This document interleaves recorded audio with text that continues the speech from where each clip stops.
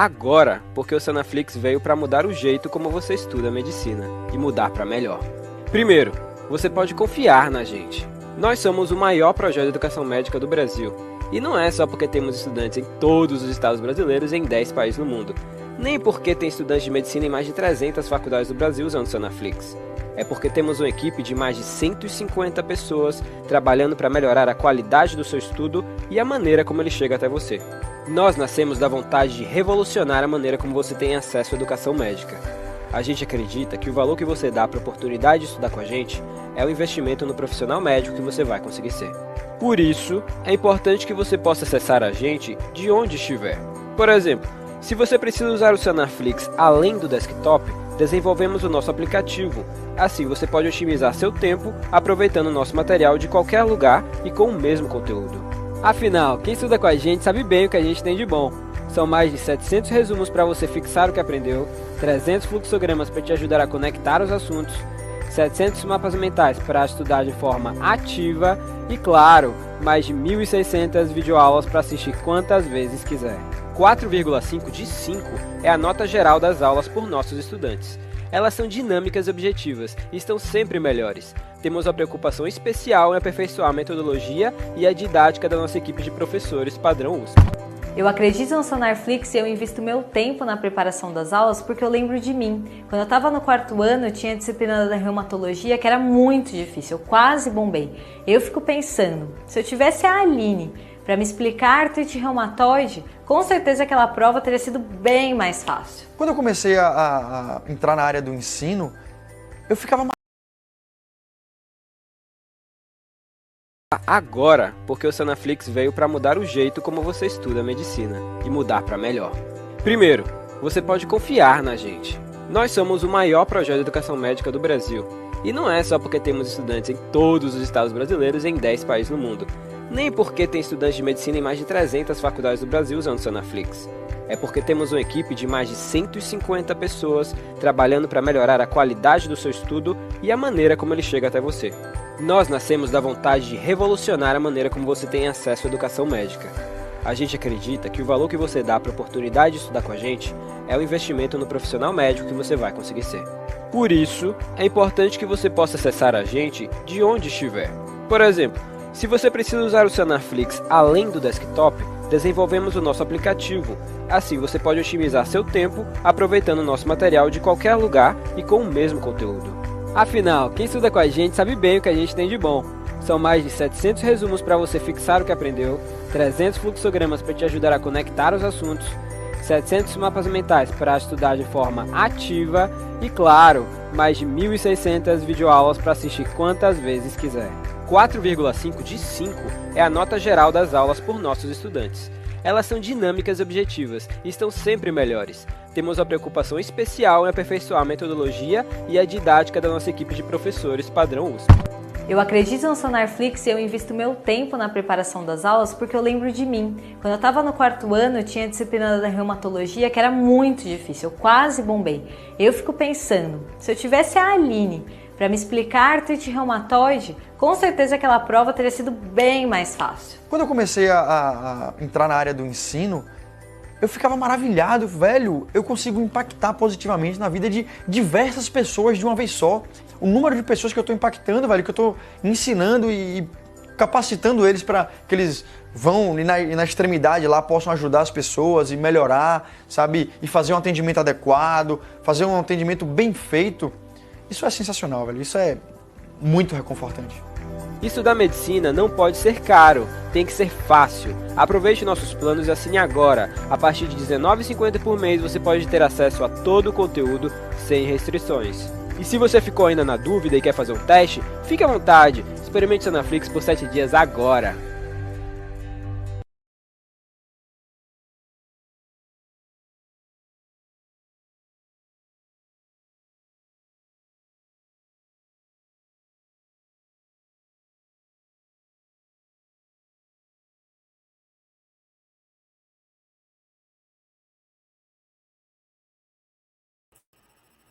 Olá, gente, boa noite. Meu nome é Ingrid, eu sou ligante da Liga de Neurologia e Neurocirurgia da Universidade Federal de Mato Grosso e eu também sou integrante do PET Medicina.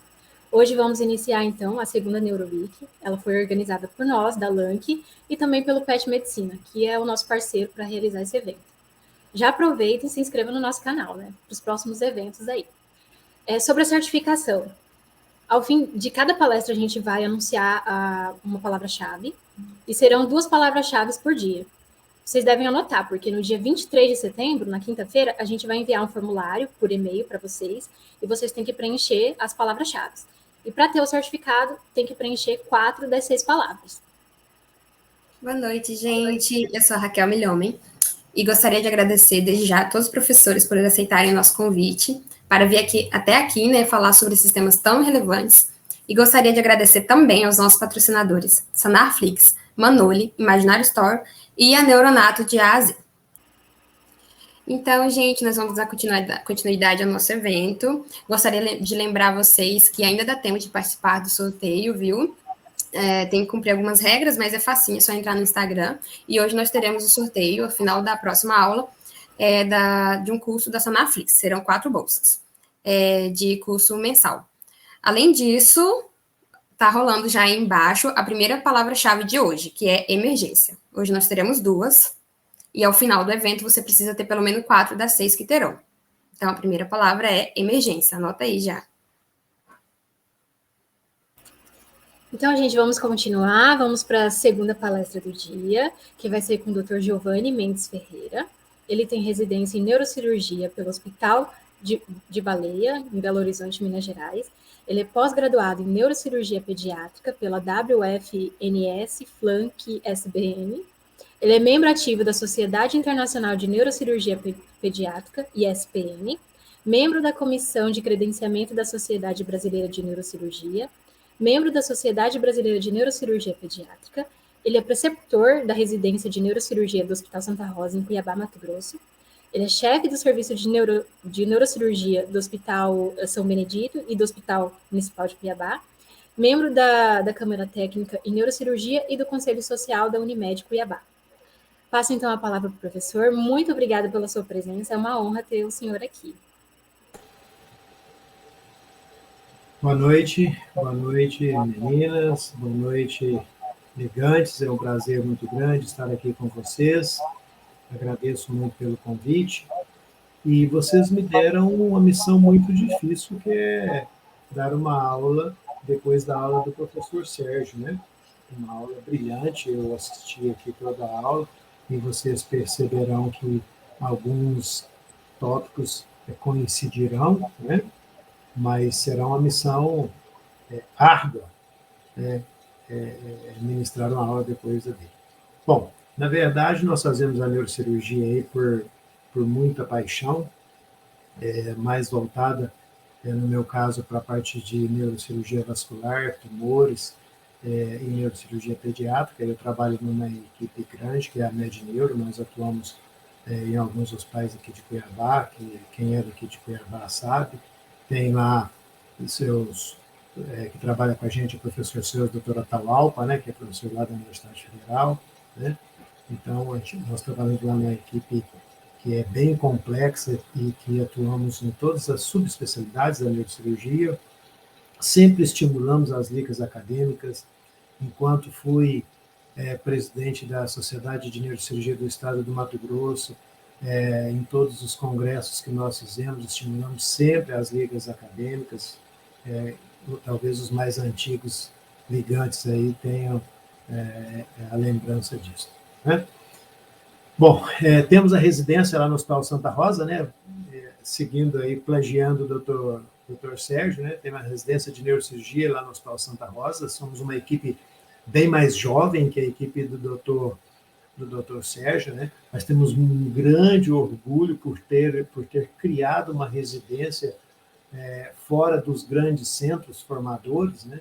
E uma residência que hoje é muito respeitada junto à Sociedade Brasileira de Neurocirurgia e junto aos grandes centros, porque ela tem um volume grande de cirurgia e, além disso, tem uma formação de ótima qualidade, né? Tanto é que os primeiros residentes que se formaram estão todos por perto de nós, né? O primeiro residente que formou hoje faz parte da equipe, os outros estão todos aqui por perto, E nós nos preocupamos muito com isso, com a formação do residente, para que seja da melhor forma possível, né?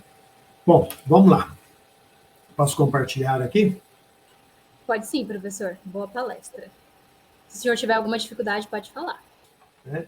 E vocês vão ver que a aula será um pouquinho diferente do Dr. Sérgio, talvez até um pouquinho mais prática e mais direcionada para o público da pediátrica, né? Bom,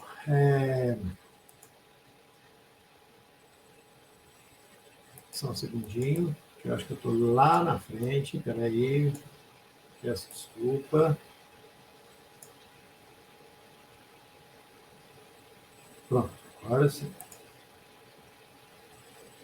Bom, como o doutor Sérgio já deu uma introdução, o traumatismo de crânio é uma das principais causas de invalidez e morte, né? E na população pediátrica não é muito diferente, né? E o traumatismo de crânio com repercussão clínica, ele requer um diagnóstico rápido.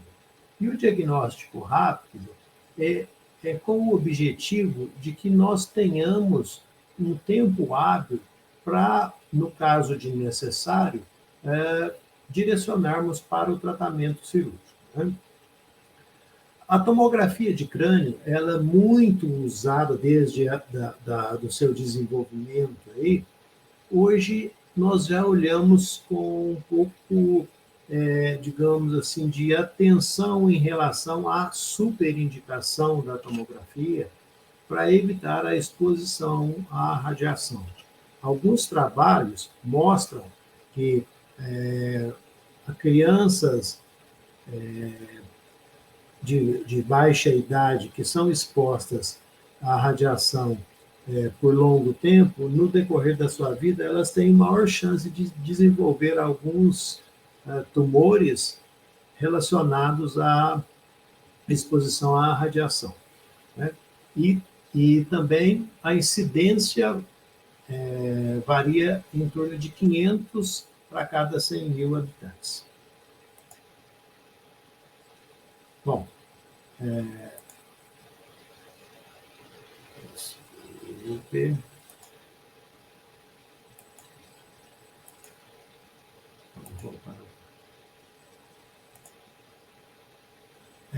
quando nós olhamos as causas do traumatismo de crânio em criança, nós temos um índice alto de óbito por conta desse traumatismo, e aqui estão as causas mais comuns, né? Quando são os traumas por acidentes, né? E aí, deixa eu aumentar aqui só um pouquinho, os traumas por acidentes, por veículos automotores, e isso tem caído muito, essa incidência, no decorrer dos anos, quando se desenvolveram os mecanismos de segurança, como as cadeiras para as crianças, os mecanismos de direção segura, a própria segurança dos veículos. Isso acabou reduzindo bastante o índice das gravidades dos traumas nessa faixa etária, né? Outra coisa que é muito frequente são as quedas, que também isso vem diminuindo muito, e essas quedas estão muito relacionadas com as atividades e com a faixa etária das crianças. Também está relacionado com os mecanismos de segurança, o uso de mecanismos de segurança, como capacete, né? O uso de determinado tipo de piso nos locais onde as crianças, nas escolas, por exemplo, o uso de grade nas camas, né? Outra coisa, os mecanismos de sufocamento, né? Onde há um índice alto de óbito, e aí a preocupação se dá em relação à prevenção. Os berços têm que ser seguros, evitar muita roupa de cama, evitar muito brinquedo junto com a criança na hora de dormir, né? Outra coisa são os afogamentos, e aí os mecanismos de proteção é realmente ensinar a criança a nadar mais cedo, o uso de proteção, tanto as redes dentro da piscina, quanto as proteções do próprio corpo da criança, né?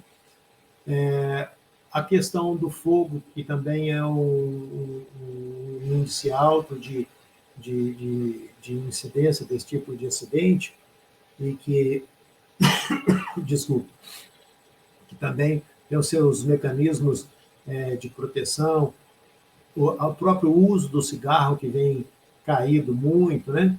Então, isso tudo tem colaborado para essa queda. E a própria intoxicação com medicamentos, com agentes de limpeza. Então, isso é o que tem aumentado, né? Então, temos os cuidados, evitar a exposição de medicamentos de fácil acesso para as crianças, não só medicamentos, como os produtos de limpeza e etc. Vamos caminhando aqui. Esse mesmo trabalho, ele mostra que nos Estados Unidos você tem a morte de uma criança por hora. E de cada 5 pessoas que morrem, uma é criança. E que um atendimento médico a cada 4 segundos. Quer dizer, é um índice alto ainda, né? Para esse tipo de faixa etária. Bom, isso aqui o doutor Sérgio já falou bastante, né? A classificação do traumatismo de crânio, que é o traumatismo de crânio leve, que é quando o Glasgow entre 13 e 15, o traumatismo de crânio moderado entre 12 e 9, e o traumatismo grave é o Glasgow abaixo de 8. Desculpa. Então, o trauma é uma das principais causas de morte na infância e na adolescência. No Brasil, é a maior causa entre 10 e 29 anos. 40% das mortes entre 5 e 9 anos e 18% entre 1 e 4 anos. O traumatismo de crânio responde por 75% a 97% das mortes por trauma em crianças. Ou seja, é uma estatística assim, bastante elevada para essa faixa etária, né? Então, nos preocupa bastante. Isso aqui é interessante a gente falar, porque é o seguinte, quando nós falamos da escala de coma de Glasgow, a partir de 2018, eu vou resumir isso aqui um pouquinho, porque o Dr. Sérgio também falou bastante, então ele facilitou a minha aula bastante. A escala de coma de Glasgow, ela sofreu uma atualização em 2018, onde, além da abertura ocular, da resposta verbal e da resposta motora, foi introduzida a avaliação da resposta pupilar a esta escala de Glasgow. Então, de que forma que nós introduzimos isso? Quando você pontua a escala da forma normal, que como era feita, entre a abertura ocular, resposta verbal e resposta motora, você tem a pontuação final, e desta pontuação final, você vai subtrair a resposta da pupila. Quando você não tem nenhuma pupila reagente à luz, você subtrai 2. O que significa isso? O Dr. Sérgio explicou bastante. Significa que você, resumindo, que você tem um trauma muito mais grave. Você teve muito mais lesão cerebral, né? Resumindo. Quando você tem apenas uma pupila que reage ao estímulo de luz, você subtrai 1 desse valor final. E quando as 2 pupilas reagem ao estímulo de luz, você não subtrai nada. Então, o que significa a introdução da reação pupilar? Isso é um dado muito importante, porque imagine, se você tinha um paciente com um Glasgow X, e que esse Glasgow e esse paciente tinha as 2 pupilas fotorreativas, ele mantinha aquele Glasgow. Agora, se este mesmo paciente não tinha nenhuma pupila fotorreativa, esse Glasgow dele perde 2 pontos. Então, na escala antiga, ele mantinha o mesmo Glasgow. Então, ou seja, uma reação, uma arreação pupilar bilateral, um traumatismo de crânio, é um sinal muito significativo, entendeu? De lesão cerebral.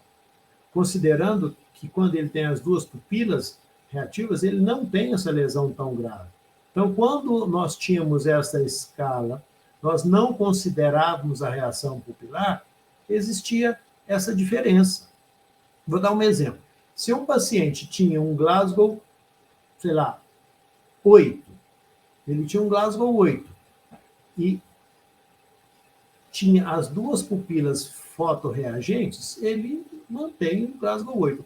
Mas se ele tem um Glasgow 8 com pupilas midriáticas, entre aspas, entendeu? Ele vai cair para 6. Quando nós jogamos isso lá na aula do Dr. Sérgio, estatisticamente, o prognóstico desse paciente é muito pior. Então, esta atualização veio, entre aspas, corrigir essa deficiência, né? Essa lacuna que existia da avaliação neurológica, ok? Perfeito. Vamos caminhando. Bom, isso aqui também, como eu falei, há uma importância grande do impacto na mortalidade quando você tem essa alteração da pupila, né? Quando não existe alteração ou quando essa alteração é unilateral ou bilateral, né? Bom, a lesão de acordo com a idade e o desenvolvimento, o traumatismo nos recém-nascidos, o traumatismo cranioencefálico, normalmente ele é causado por compressão e tração da cabeça através do canal de Parker, ou com instrumentos obstétricos. As hemorragias intracranianas relacionadas com baixo peso ao nascer e a hipoxemia são fatores de risco para a hemorragia. Isso aqui está muito relacionado com a imaturidade do sistema vascular cerebral. Então, a prematuridade, o baixo peso, esses são fatores que facilitam as hemorragias intracranianas. Então, não só as hemorragias intracranianas, como intracraniana, ou seja, a cerebral, como a formação de hematomas, subgalial e craniano, né? Já nos bebês, a lesão acidental na cabeça pode ser causada por práticas inadequadas de cuidado infantil. Se o mecanismo de lesão não estiver claro, é necessário uma consideração cuidadosa para o diagnóstico do abuso infantil, que é a causa mais comum de hospitalização e morte relacionada com traumatismo de crânio. Ok? Perfeito? Vamos caminhando.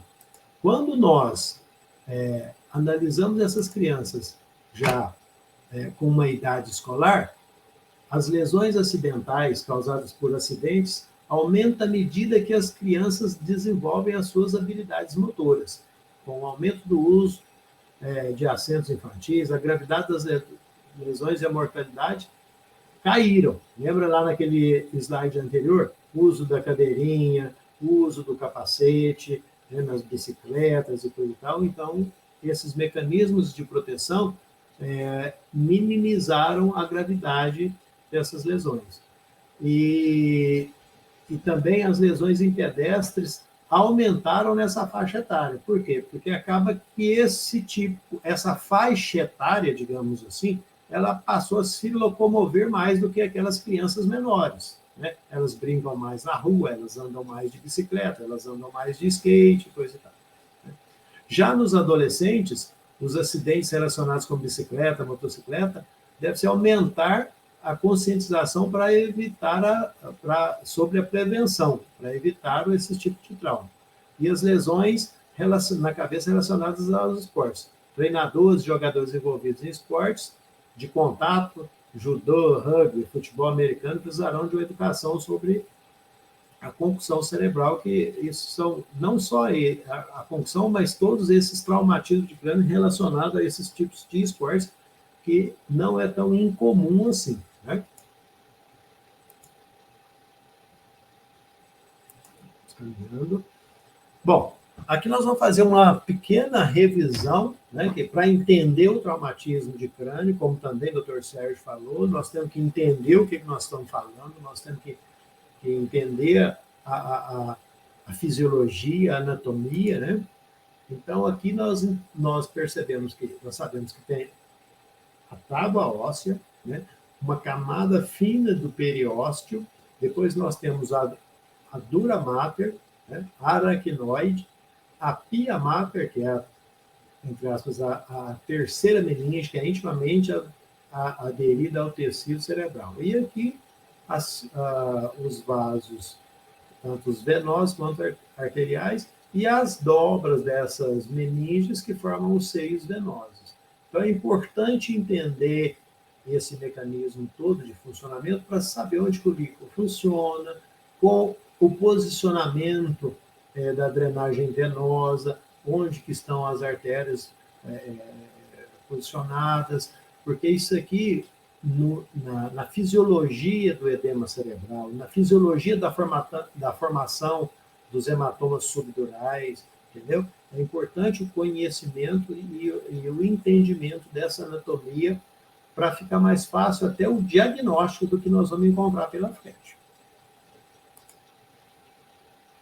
Bom, a vascularização do encéfalo, isso aqui é bem famoso, né? O famoso polígono de Willis, né? Então, basicamente, a vascularização arterial do encéfalo, ela vem pelas duas artérias vertebrais que penetram no crânio pelo forame magno, formam a artéria basilar se bifurca nas duas cerebrais posteriores, né? Das cerebrais posteriores sai a artéria comunicante posterior de cada lado, que vão encontrar com a artéria carótida de cada lado, né? A artéria carótida, ela penetra no crânio, bifurca entre a cerebral média e a artéria cerebral anterior, que caminha anteriormente uma de cada lado, e aqui tem a artéria comunicante anterior. Então, este é o polígono de Willis. Ele é formado pela artéria carótida interna, as artérias cerebrais anteriores, as artérias comunicantes posteriores e as artérias cerebrais posteriores. Ok? Então, a nutrição arterial do encéfalo, isso aqui é o básico da nutrição arterial do encéfalo. Essa foto bem resumidinha, entendeu? Dá a ideia de como o cérebro é nutrido do ponto de vista arterial.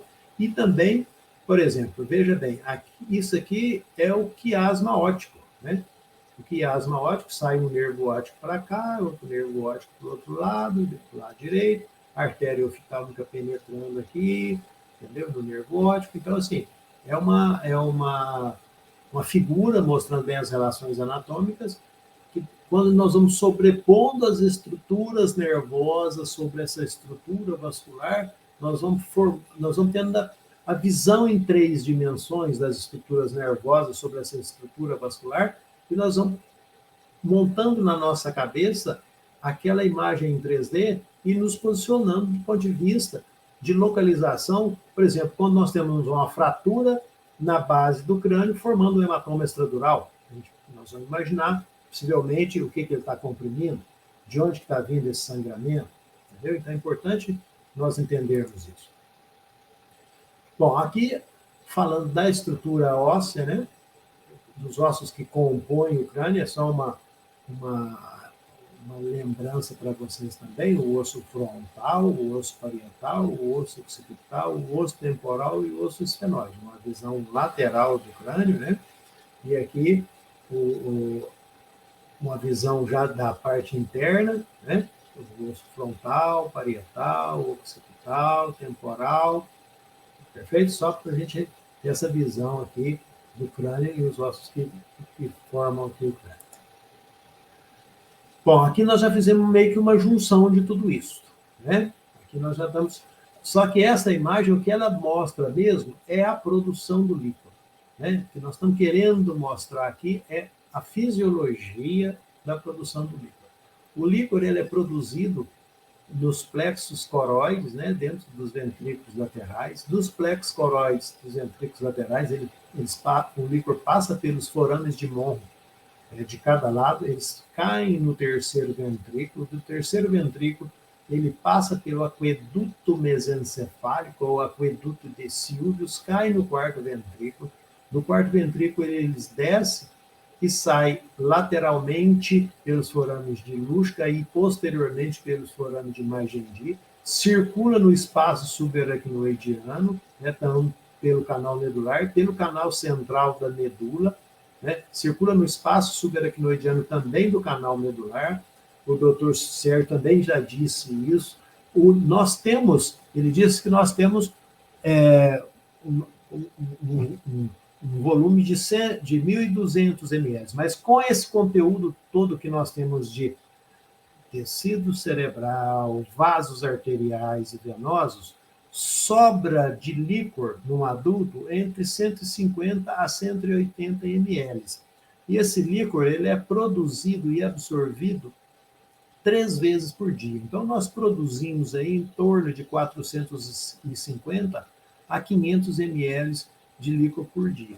Então, esse líquor que circula em todo o espaço subaracnoidiano, tanto do crânio quanto da medula, ele volta aqui e cai nas granulações aracnoides, ou nas granulações de Pacchioni, cai no seio sagital superior, né, e volta para o sangue, ou seja, todo o líquor ele cai na corrente sanguínea, né? Ele é absorvido pela corrente sanguínea, certo? Espero que tenha ficado claro, que vocês estejam só recordando, vocês já sabem tudo isso, né? Isso é só uma recordação, ok? Vamos lá. Então, quando nós temos um traumatismo de crânio, a primeira coisa que nós temos é que fazer a avaliação do ATLS, a estabilização do paciente, aquele suporte clínico, a avaliação do neurocirurgião para avaliar a necessidade do tratamento neurocirúrgico e é o principal de tudo, evitar déficits secundários. O que é isso? Se eu tenho um traumatismo de crânio, por exemplo, com o hematoma extradural comprimindo o tecido cerebral, e este tecido cerebral está sofrendo uma hipóxia por conta desta compressão deste hematoma extradural. E eu demoro para fazer este diagnóstico. Consequentemente, eu vou demorar para fazer esse tratamento. Consequentemente, eu vou demorar para aliviar essa compressão nesse tecido cerebral. Consequentemente, eu vou ter um sofrimento desse tecido. Ok? Uma morte desse tecido. Então, quanto mais rápido eu fizer este diagnóstico deste paciente. Ok?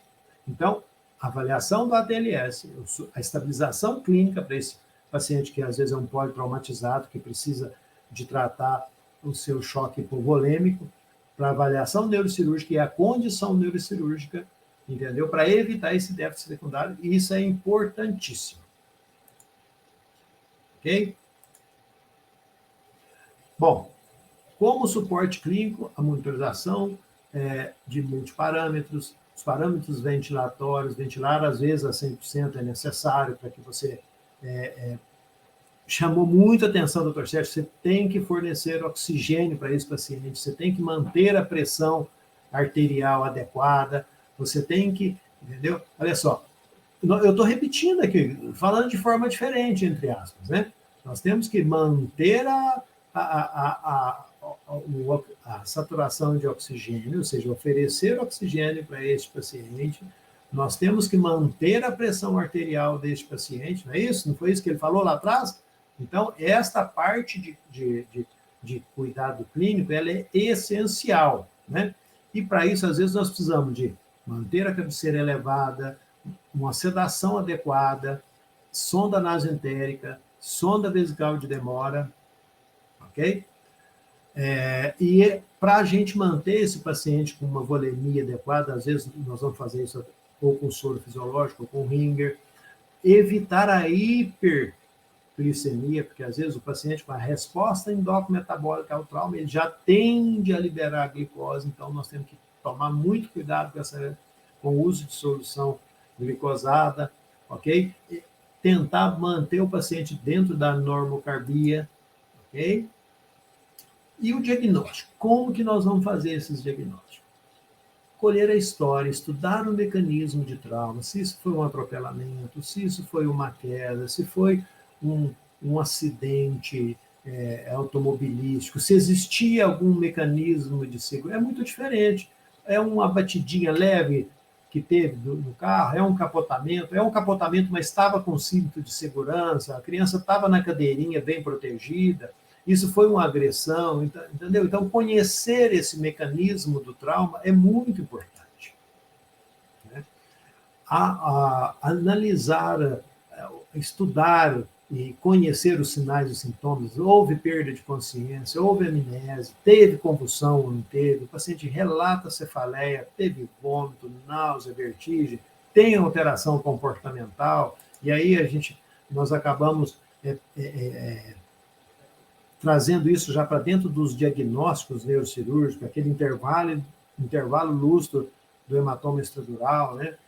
O exame físico, a escala de Glasgow, que nós já comentamos bastante, alteração do estado mental, abaulamento de fontanela na criança, a fontanela no bebê que tem fontanela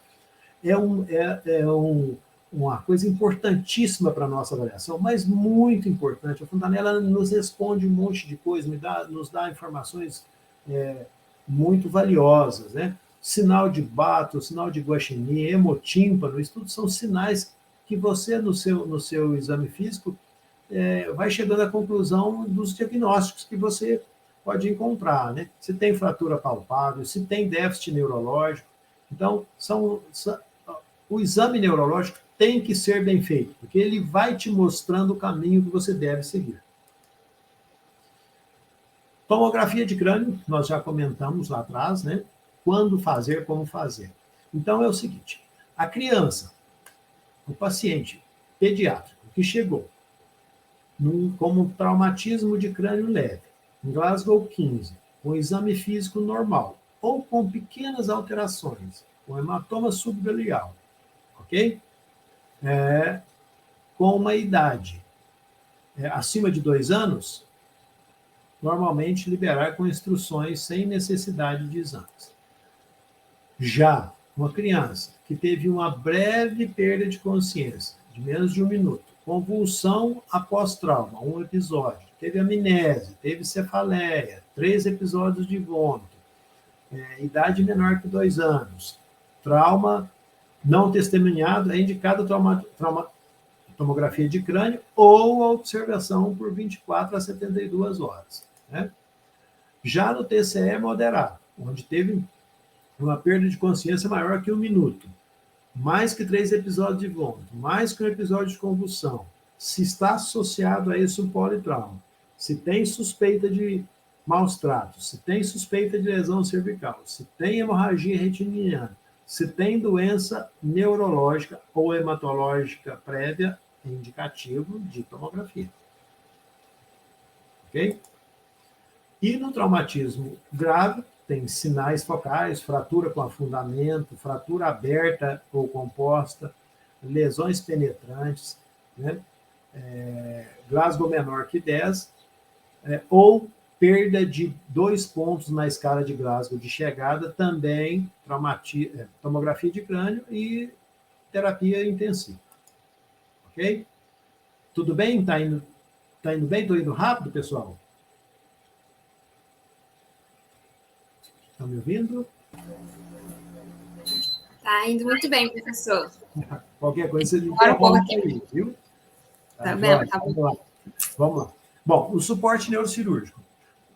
Aí é o seguinte, nós podemos pensar, antes da abordagem neurocirúrgica, quando ela virá a ser necessária, nós podemos pensar o seguinte, manitol, para diminuir a pressão intracraniana, solução salínica hipertônica, uso de anticonvulsivante, o Dr. Sérgio também já falou, pensando no tratamento neurocirúrgico. Né? Tem que pensar nesses pontos. Isso aqui o Dr. Sérgio também já falou, a doutrina de Monroe-Killian. Toda vez que você agrega uma massa no interior daquele continente, alguma coisa tem que sair dali, entendeu? Até um ponto de compensação. Quando não tem mais o que sair, é quando a pressão vai ter aquele ponto de descompensação, Isso aqui ele já explicou bem lá, não vou repetir aqui, porque já ficou muito bem explicado. Então, esse aqui é o ponto de descompensação da pressão de perfusão cerebral. O que acontece? Você, às vezes, tem um grande aumento do volume dentro do crânio sem subir a pressão, ok? São aquelas outras coisas, digamos assim, que podem sair de dentro do crânio sem aumentar a pressão. Só que chega a um ponto que um pequeno volume de massa causa uma grande alteração na pressão. Esse é o ponto de descompensação até chegar à herniação. O doutor Sérgio também facilitou bastante aí. Então, aquela doutrina de Monroe-Keely, que nós falamos ali atrás, o doutor Sérgio falou, e aqui é a curva de Langevin. Né? Isso aqui, para entender a hipertensão intracraniana, essas duas situações aqui são importantíssimas. Entender a doutrina de Monroe-Keely e entender a curva de Langevin. Se você botar isso aqui na cabeça, você facilitará muito o seu entendimento da fisiologia da hipertensão intracraniana. Joia? Vamos caminhando. Isso aqui também ele explicou bastante, né? Nós precisamos de manter manter o paciente, dar condição para a autorregulação. Quando você faz uma hipoperfusão, isso leva à isquemia. Quando você faz uma hipoperfusão, você leva ao edema. Também não vou repetir isso muito, que ele já explicou. Nós temos que tentar deixar o nosso paciente com uma pressão de perfusão para que o cérebro tenha condição da sua autorregulação. Entendeu? O próprio cérebro, estando com a sua autorregulação funcionando, já isso é o nosso objetivo. Tá certo? Vamos ver para frente. Bom, mas também existem os questionamentos. Então, eu coloquei isso aqui para criar polêmica mesmo, né? Quando usamos a solução salina, quando usamos o manitol. Então, aqui nós temos trabalhos que defendem a solução salina, entendeu? Comparando o manitol com a solução salina, onde os resultados mostram que a solução salina é superior. Aqui, onde o manitol, falando que com o manitol é inconclusivo, entendeu? E aqui defendendo. Então, ou seja, nós podemos, vai depender muito do serviço onde você trabalha, a experiência que você trabalha, que você tem. Então, assim, você tem embasamento científico para usar o manitol, tem embasamento científico para usar a solução salina hipertônica, entendeu? Aí nós precisaríamos de entrar em alguns... seria uma outra discussão, digamos assim, do tratamento do neurointensivismo, aprofundar essa discussão, perfeito? O Dr. Sérgio também falou disso aqui, o uso do anticonvulsivante apenas se tiver crise, e nós só usamos como profilático também, só durante uma semana. Corticoide. Isso aqui é uma briga, não é que é uma briga, isso aqui, infelizmente, nós precisamos de difundir mais o conhecimento em relação a isso, né? Vários trabalhos já mostraram que o uso do corticoide no traumatismo de crânio, especificamente no traumatismo de crânio, para o edema cerebral, ele não tem efetividade, entendeu? Veja bem, aqui a mortalidade em 6 meses do corticoide é maior do que o placebo, né? Então, ou seja, o corticoide no traumatismo de crânio, para a prevenção de edema cerebral, ele não tem nenhuma eficácia. Bom, aqui os mecanismos para a gente mostrar, exemplificar os mecanismos de monitorização de pressão intracraniana. Nós podemos ter os cateter intraparenquimatoso, o cateter epidural ou extradural, o cateter subdural e o cateter intraventricular. A vantagem do intraventricular é que, além de aferir a pressão intracraniana, ele tem um mecanismo de tratamento, que é a drenagem de líquor. Então, quando nós temos condição, sem dúvida nenhuma, de preferência é o cateter intraventricular, onde ele faz a aferição e também serve como método de tratamento, já que ele drena o líquor, que é uma das possibilidades, né, de redução de volume intracraniano.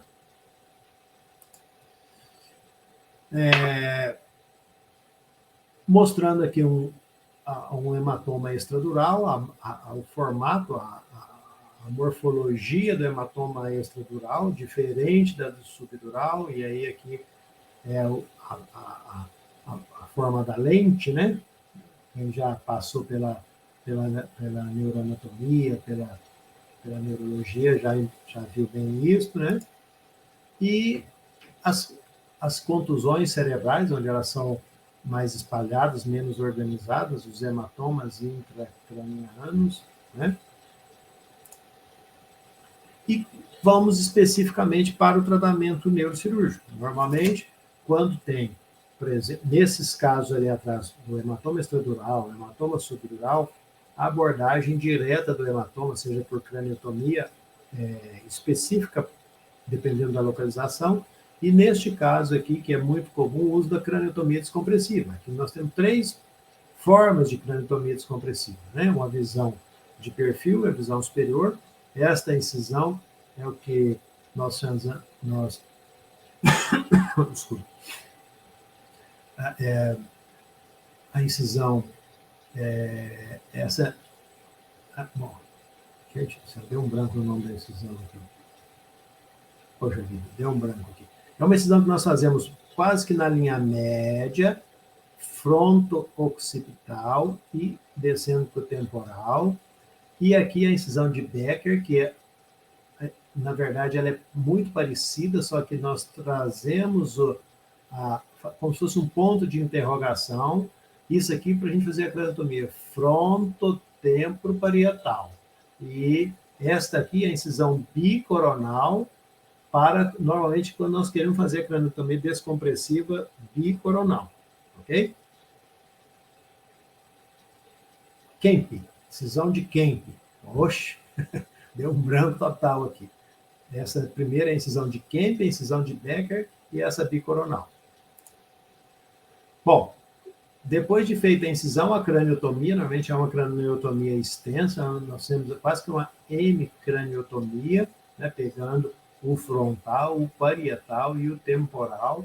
A abertura, a visão no perfil, a visão superior, nós fazemos a abertura dural em C e depois fizemos alguns cortes para que ela tenha espaço para expansão cerebral.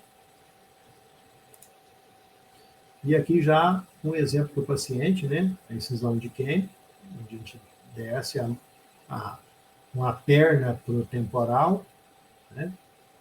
Mostrando rapidinho, corte na pele. A drenagem do hematoma, né? Um extenso hematoma subdural agudo. A dura mater aqui já está aberta, tá vendo? A gente faz a abertura aqui em C, depois a gente faz umas aberturas para que nós tenhamos mais acesso da dura mater para a remoção deste hematoma, para que o cérebro fique completamente liberado. Na hora que nós retiramos o osso, nós pegamos a galha aponeurótica, ou melhor, antes de retirar o osso, nós preparamos a galha aponeurótica, e depois nós vamos fazer o enxerto da galha aponeurótica nesta dura, para que tenha espaço para o cérebro inchar e ficar com o espaço subaracnoidiano fechado. Então, isso aqui já é com o enxerto de dura mater. Ok? Bom, acho que tá bom o meu tempo aí. Isso aqui são alguns pacientezinhos que a gente, às vezes, dá alegria de ver o sorriso, né, de uma criança, são todos pós-operatórios, a gente fica muito feliz quando vai uma criança, o sorriso da criança sempre alegra muito o nosso coração.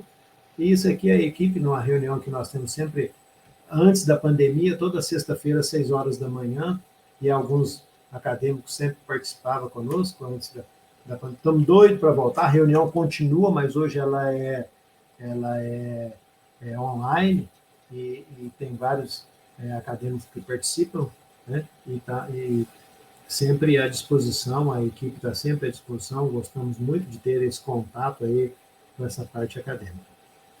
Muito obrigado, um abraço a todos, estou à disposição.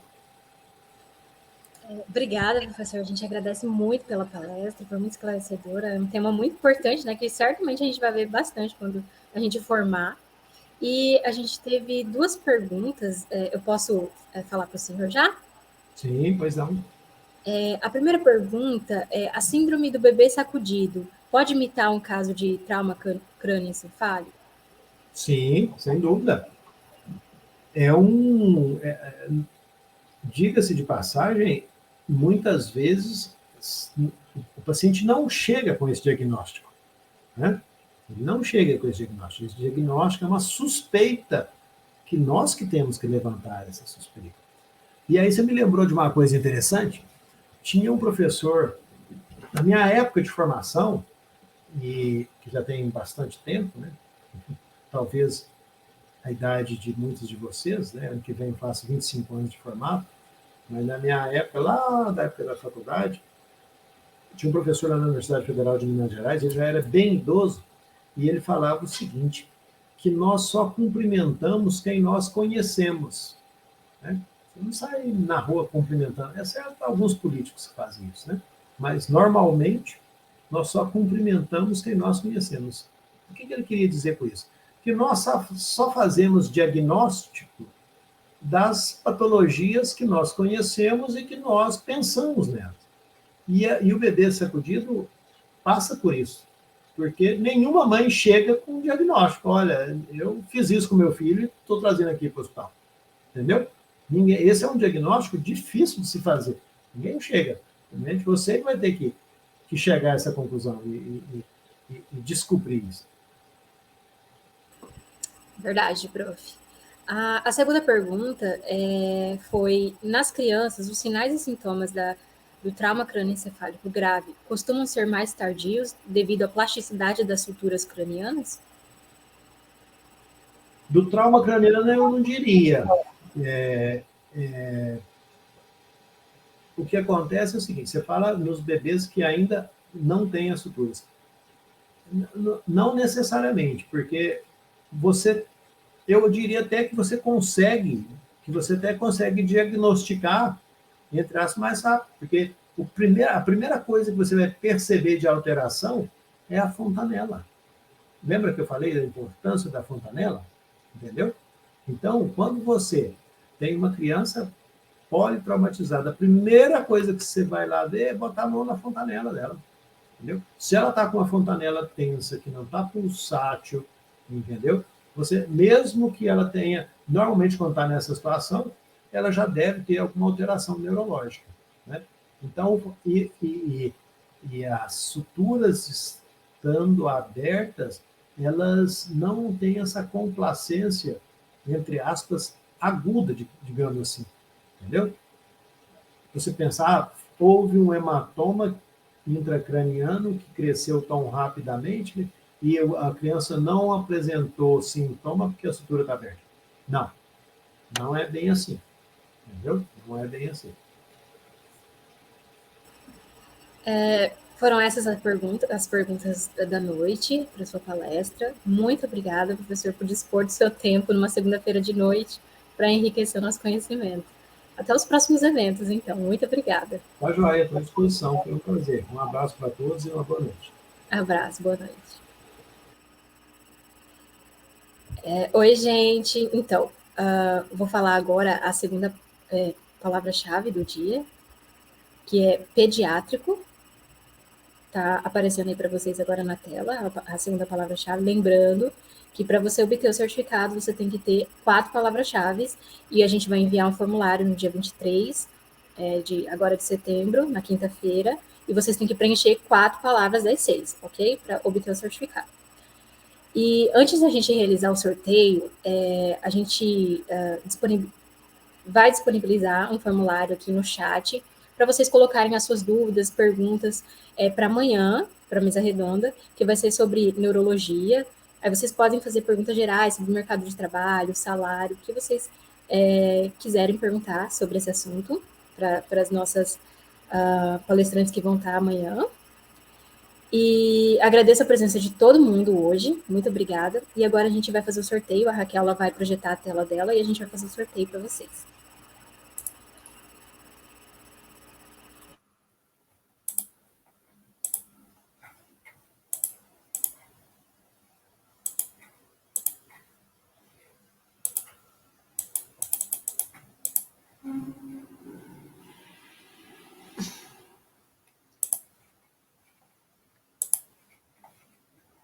Só um minuto, deu um problema aqui.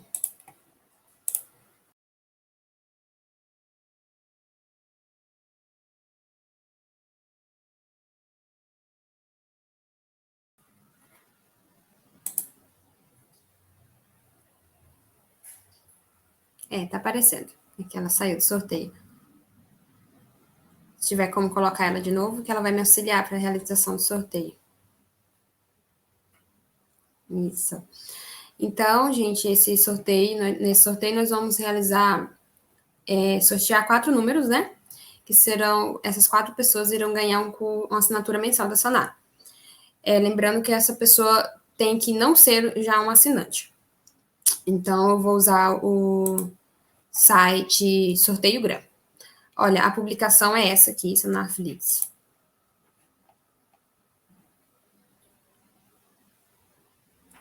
Aí, vou colocar para sortear 4 números. Após isso, a Ingrid vai conferir se eles estão inscritos e eu vou conferir aqui no Instagram se eles realizaram todas as regras. O primeiro é o Rodrigo Teixeira. Como eu coloquei só a guia, Ingrid, você tem que colocar por aí. Deixa eu só abrir aqui para ver o nome dele certinho.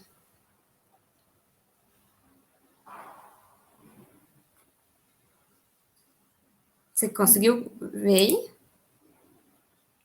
Deixa eu abrir o Instagram dele aqui. Sim, o Rodrigo, ele está inscrito no evento. Eu estou conferindo agora o Guilherme.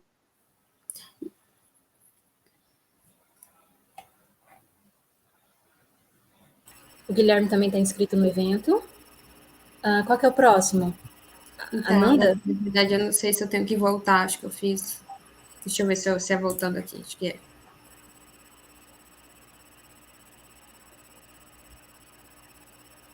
Será que é clicando aqui? Tenta. Não sei. Eu tô com medo de clicar no Sheets. Eu também. Porque no teste ele tinha aberto aqui. Não, tá, peraí, voltou mesmo, tá certo. Aqui, ó. Tá. Não vou clicar de novo. Guilherme, Ananda. Qual que é a última? Mariana, né? Isso, tá. Mariana Goulart. Eu vou abrir aqui o Instagram para conferir. A Ananda também está inscrita no evento.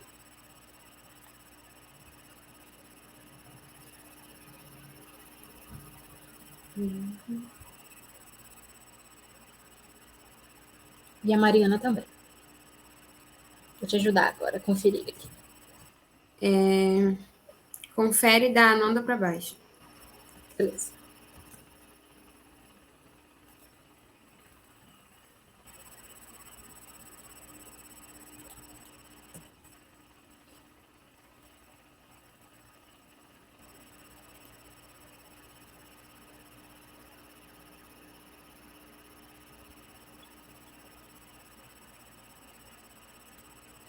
O Rodrigo Teixeira aparentemente não está seguindo essa nova FMT, mas eu vou entrar no perfil dele para conferir certinho, para não ter chance de erro.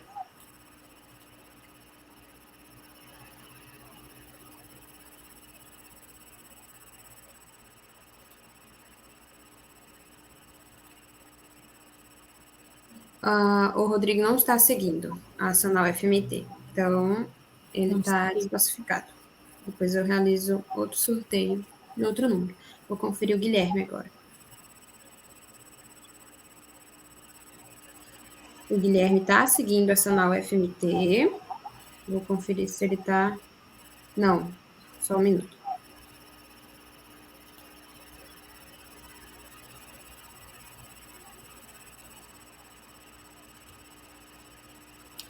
A Ananda Não. está seguindo as 2 páginas, então ela é uma das ganhadoras. Confere do Rodrigo de novo, que eu tô com medo de ter feito errado, mas aparentemente ele não segue essa nova FMT. E o Guilherme Rossi também, aparentemente, não segue essa nova FMT. Não sei se dá para ver na tela. Uhum. Vou entrar no perfil dele de novo para não ter erro.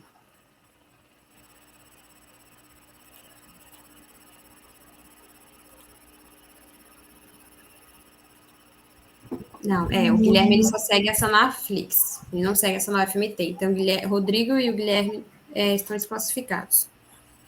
Eu vou fazer o sorteio de mais 2 pessoas. No caso, a Ananda e a Mari estão selecionadas, né? A Mari, eu ainda não consegui conferir. Eu vou conferir agora. Tá. Eu vou te ajudar.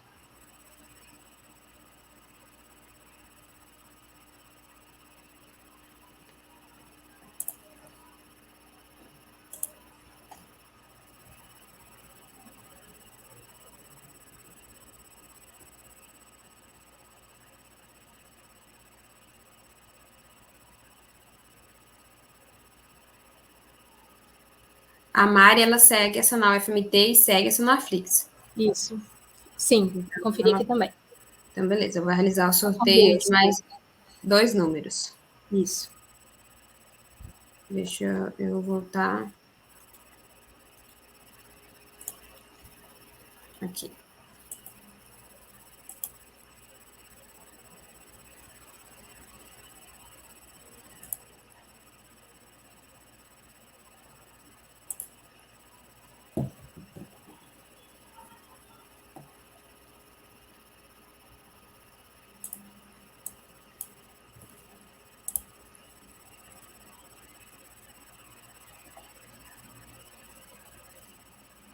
Agora. A Ananda de novo. E a Ananda de novo. Mas vamos conferir o da Taia? Taia, não sei. Eu acho que tem nada. Isso. Vamos conferir o dela. Você confere se ela está inscrita aí? Sim, está inscrita. Vamos ver se ela está seguindo a Sonar. Ela segue a Sonarflix, mas não segue a Sonar UFMT. Ixi, ela segue 4 perfis da Sonar, mas não segue a Sonar UFMT. Então, ela está desclassificada. Vamos realizar o sorteio com mais 2 números.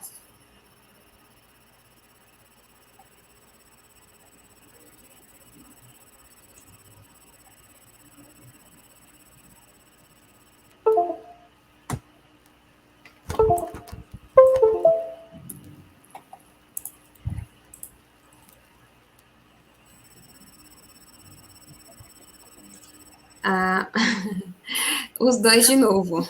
Vamos ver, realizar. Vou realizar. Vamos ver de novo. Vou sortear, sei lá, 5 números. Aí a gente vai por ordem, tá bom?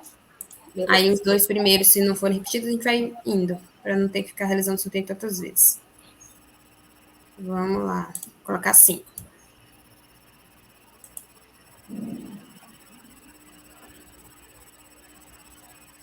Lembrando, gente, quem não realizou, não fez os passos certinho, ainda dá tempo, tá? Corre lá, porque a gente vai conferir tudo de novo. No caso, agora, a partir desse momento. Olha, a pessoa apareceu a Ana Cardoso. Essa não tinha sido sorteada ainda. Ela está inscrita. Está inscrita? Deixa eu conferir aqui. Ana Cardoso F.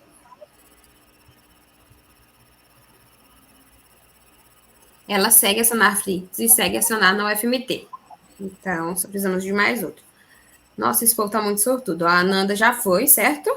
E o Guilherme também. Então, agora, vamos ver o Paulo Henrique. Deixa eu olhar aqui. Paulo... Sim, ele tá inscrito no evento.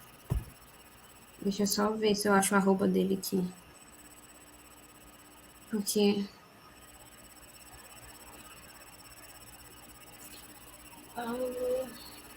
não tô achando a arroba dele.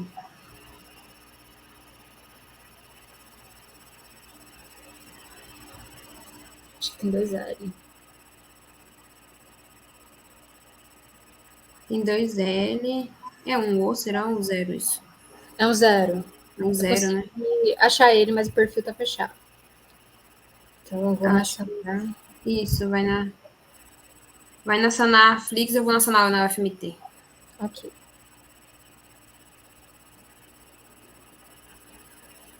Ele segue essa Narflix. Vamos ver. E ele segue a Nacional na UFMT.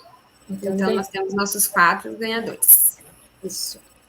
É isso aí, gente. Então, muito obrigada por terem assistido o nosso evento. Amanhã tem mais. Você quer dar algum recado, Ingrid?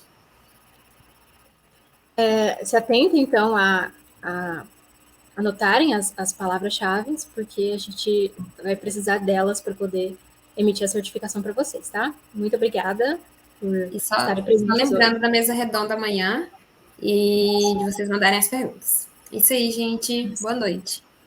Boa noite, gente. Tchau, tchau.